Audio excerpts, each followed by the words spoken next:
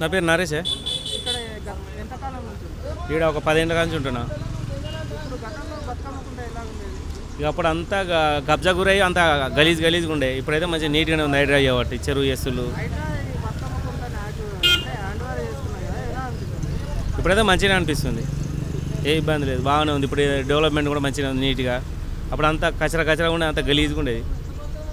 అంటే ఎవరు కబ్జా చేశారు ఏమన్నా? ఇక ఎవరు చేసినట్టు పెద్దవాళ్ళు అంతా.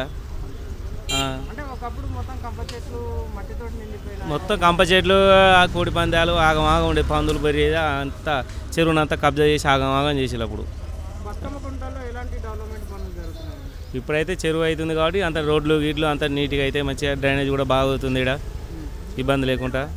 ఒకప్పుడు మొత్తం వాసన వచ్చేది.